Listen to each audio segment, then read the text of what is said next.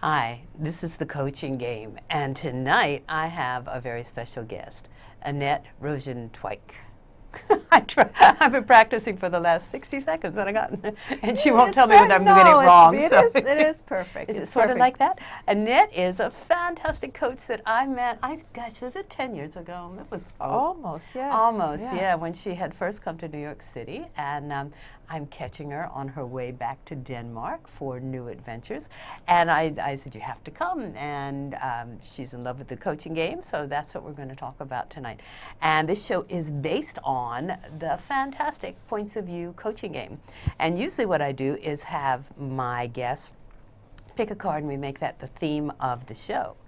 But Miss Annette wants to be brave and pick the card on air. So that's what we're going to do. And we'll explain as so. What card speaks to you? Pick a card and that will be what we talk about. No, I think that that's part of the game, right? It is. And that's part of what I want to do more. I want to play more games and have more fun. So reflection. Okay. So the card that she chose is reflection.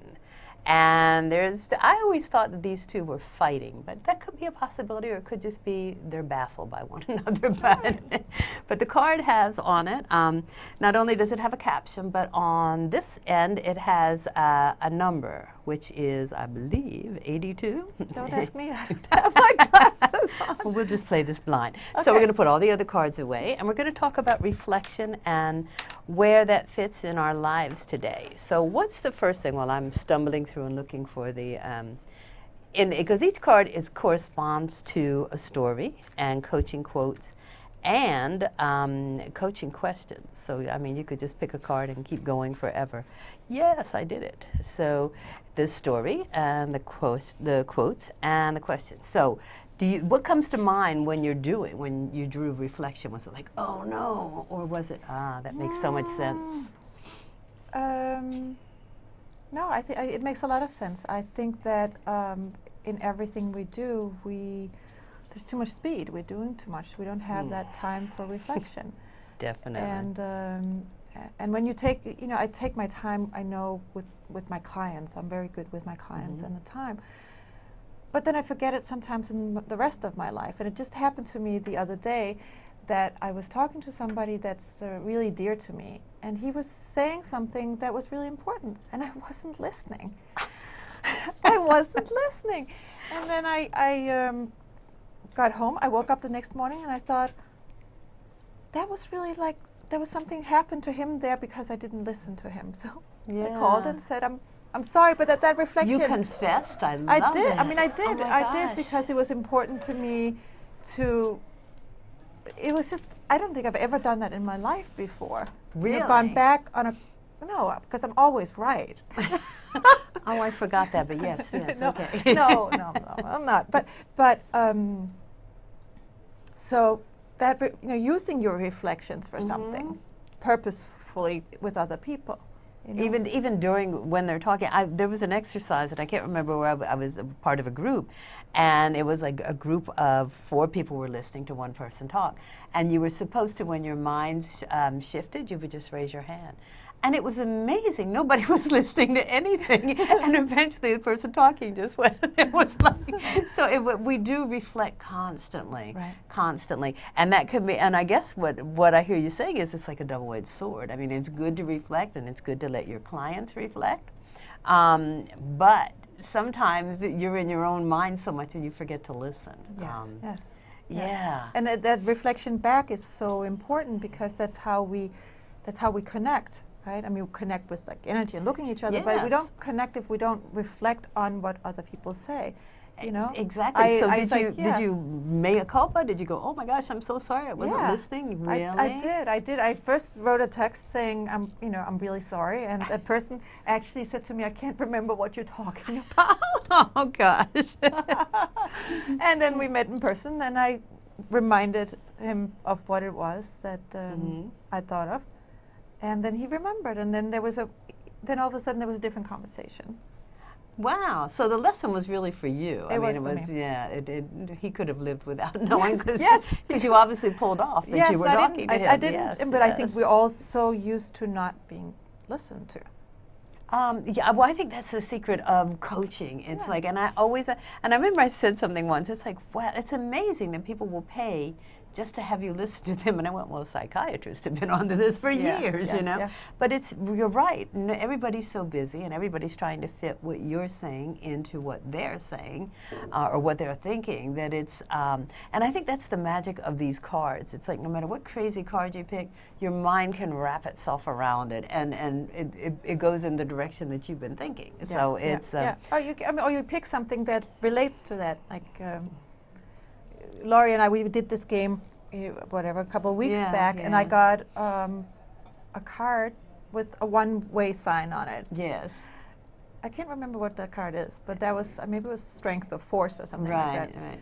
And I think it was part of the punctum, so it didn't have a word. It was just we were doing, because punctum is like, I don't want to say the baby sister of this, but it's another game designed to bring right brain and left brain thinking together. But I think you got, that was one of your things, the one way direction. I kept on, I kept on thinking, I want to relate that to what I'm doing right now, so I'm doing the right thing because I'm going the right way. Exactly, yeah. But that's not really how I think I want to use this game, because there's a way to be more flexible. It's not like, I don't feel it's not a game where the card gives you the word that's meant for now. Magic answer. Right, the magic. Oh, I see. That's how I promote it. No. Well, I magic cards.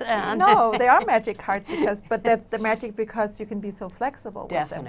And you can look at them in so many different ways. Well, tell me where, because recently you've made a huge decision, and I alluded to that when I said I caught her on the way back home. Where did reflection, what role did that play in I know heavy duty, but what role did that play in you making this big decision?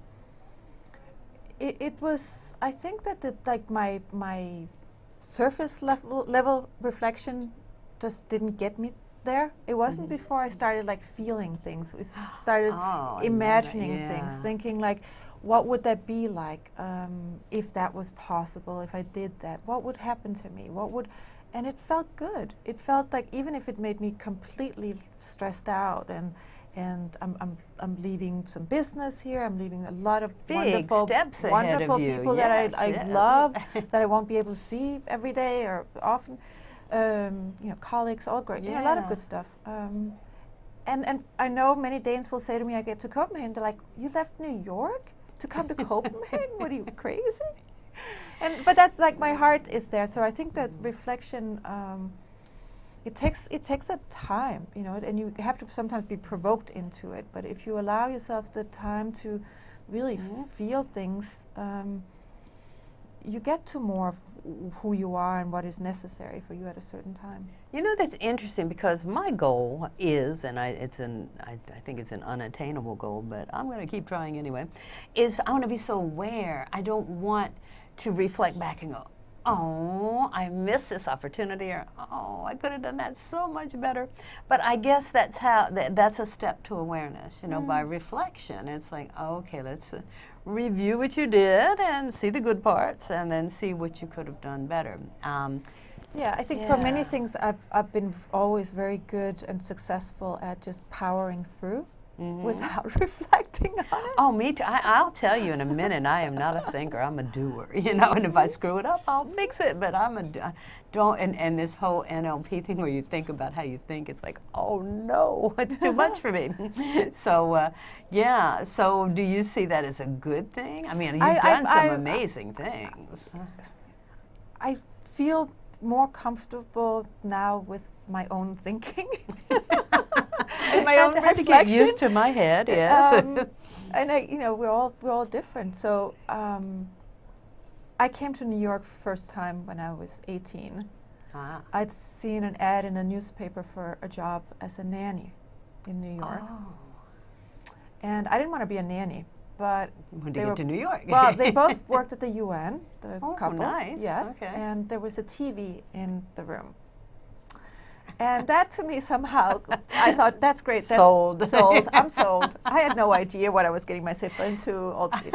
But I remember sitting in the plane coming in over JFK and thinking, what have I done to myself? like, what did you just do? Where am I? Like, am I? I didn't come from a family that really had any, wealth, so I couldn't just leave again if I wanted to, or, it wasn't like, I had signed a contract, and it was very serious, so I had to be there for at least a year, and all this stuff. I took it very seriously.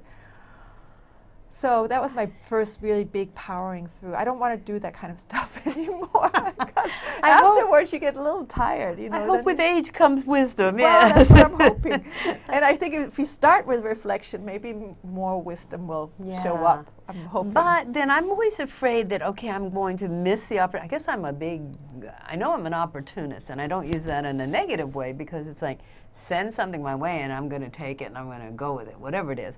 But I'm always afraid that, okay, if I'm sitting in my room staring at the wall reflecting, I'm going to miss all these great opportunities. So get out there and jump in there and do what you can. So again, I mean, it's, I guess, negative and positive forces. Yeah, and I think also it depends on what it is. Is it a small thing? Is it a medium-sized issue, or is it really something big and life-changing? Yes. And for the life-changing issues, I do recommend a little bit of thought. I think you do that too, also, though.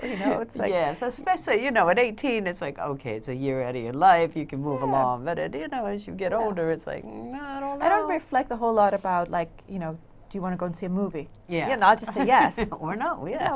I say yes, most things actually. But other things, I think. What's interesting with the card, because he seems to be in quite a conundrum here, and she, and this I find is the only time I do reflect, is the ocean.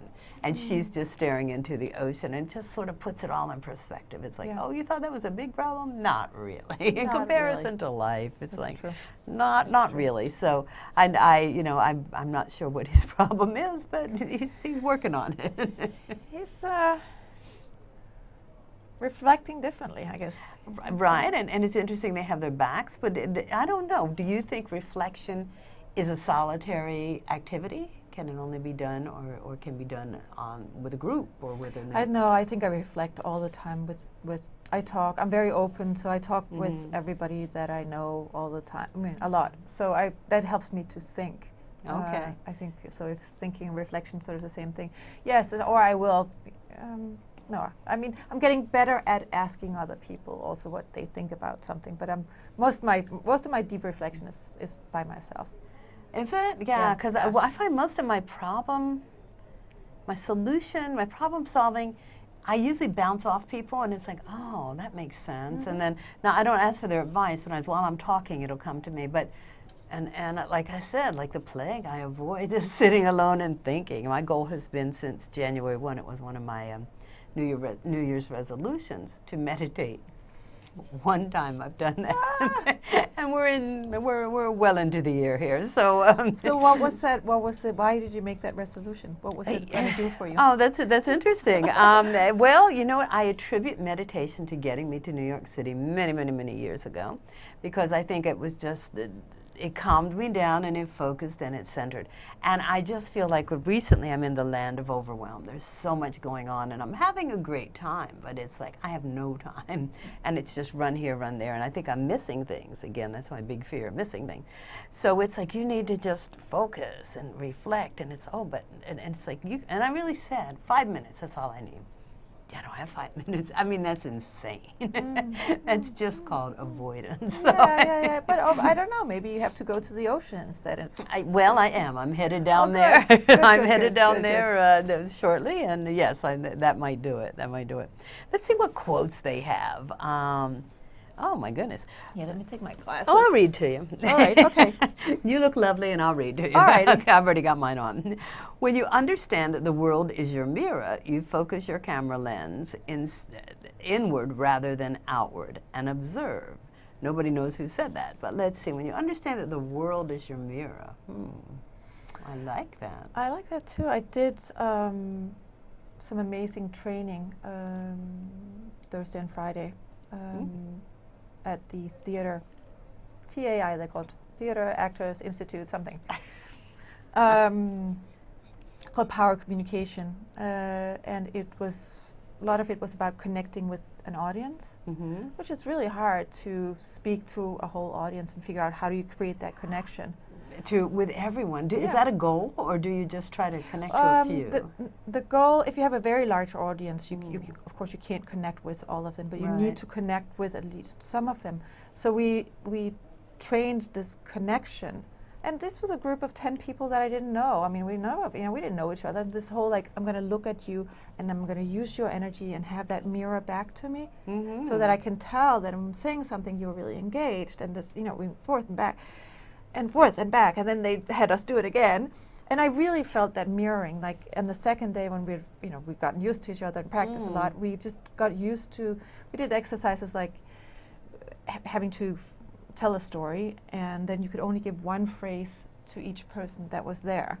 Okay. So but you couldn't leave them unless you had created that connection, and then you continued around. And it was just wonderful having that sort of mirroring effect, because all of a sudden I felt energized.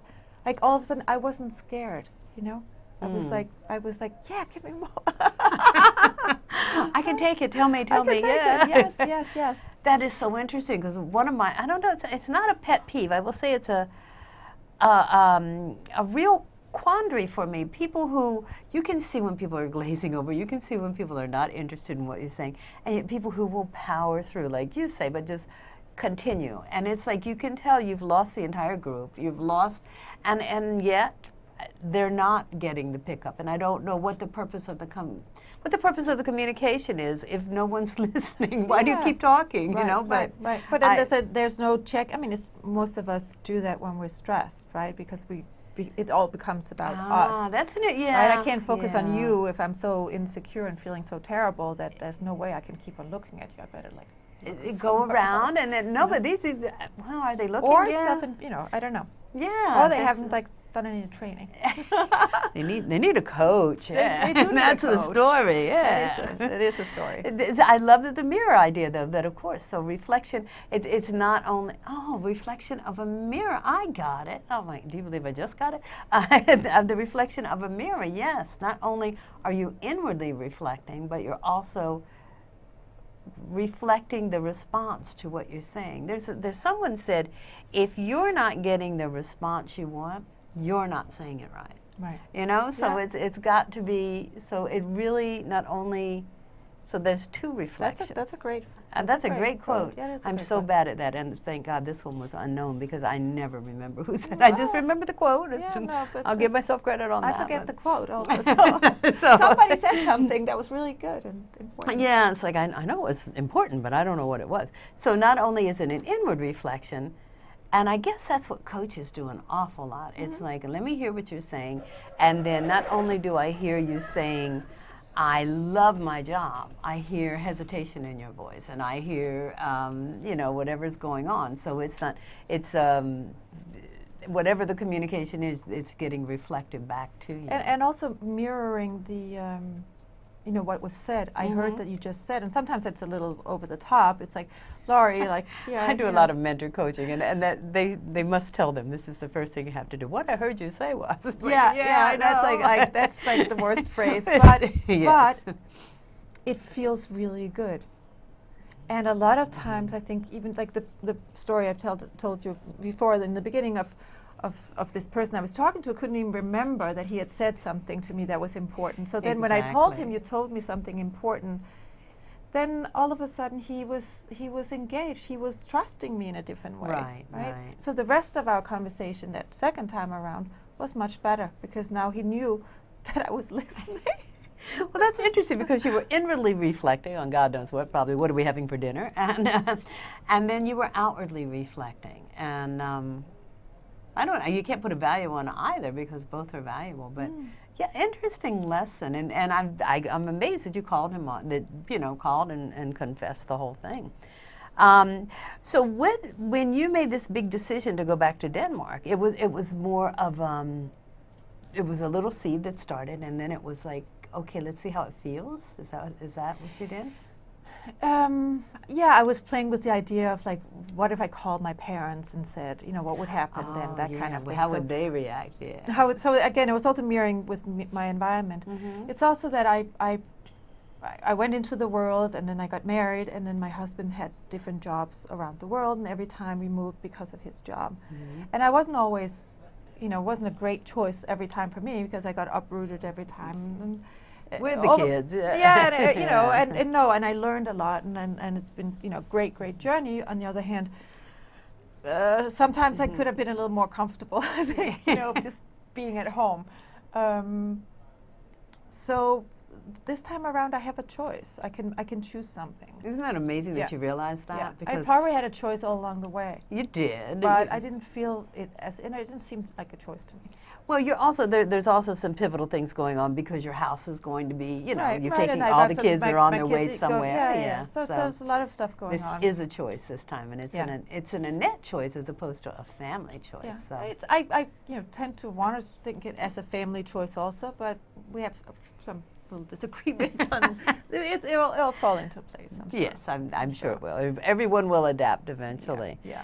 Interesting, because yes, that was my childhood. It was like chaotic, and I moved every year. I think I went to 18 schools before I actually graduated. Yeah, and it was like, which was great. I got to learn there's a whole world out there, but it was like, the longing for stability, So then, but stability's boring. So So what I did was choose stability in New York City, where you can't get bored. So it's like, okay, I'll take that. It's a little compromise. Yeah, no, I don't know. I might be back. I mean, I might. I hope you'll be back. I'll be back for work, but who knows what's going to happen. Well, speaking of work, tell us a little bit about the Nordic group. What is that? Because I keep getting great advertisements for you, and speak proud and say it loud. It sounds good. What are you doing? We do a number of different things. We do leadership development and team coaching. So that's our sort of core business. But after working in many very male-dominated industries with a lot of men for over a year, we got a little bored. And we're like, where are the women that we want to work with? So we started out putting a group together, just a coaching group of very senior executives that were all women in New York. And just for the fun of it, we said, can we find 12 Danish women in that category in New York? And we did. Cool. Yeah, there are head of research at Google. Really? Yeah, directors at the UN. I mean, all these amazing women. So we've been meeting since October of last year and done events and stuff with them and for them.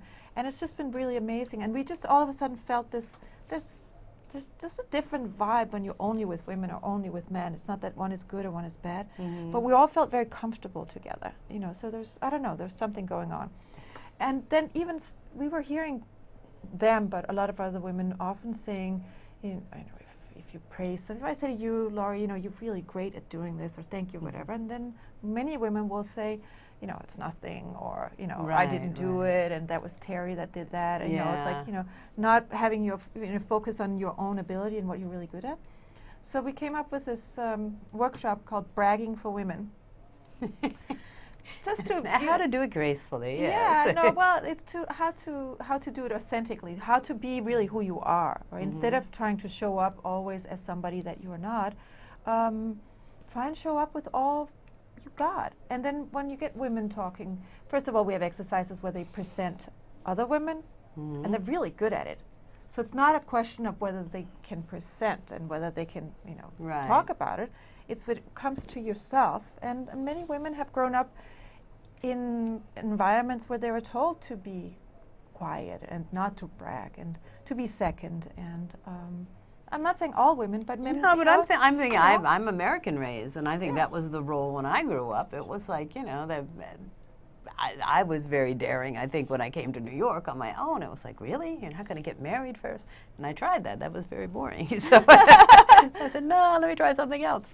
And so no, I think that's, I'm sure it's more prevalent in some cultures, but I think it's a gender thing. I think it's a gender thing. Yeah, and I think also I'm very interested in what I think of as the private space and the public space, where women have much more power in the private family environment, and women were always there.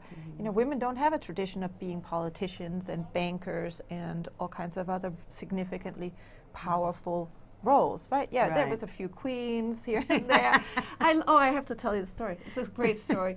The other day, when they were meeting in Normandy for D-Day, there was a photo on front of the New York Times with the French president in the middle, and then there was the Danish queen next to him, and then there was Putin. And on the other side, there was Queen Elizabeth, and then there was Obama.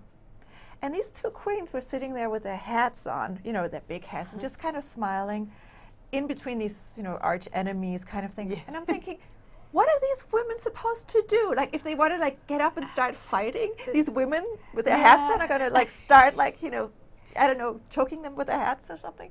I was just so upset because it's like, you take these women figureheads and put them in, who came up with Stick a hat on their head.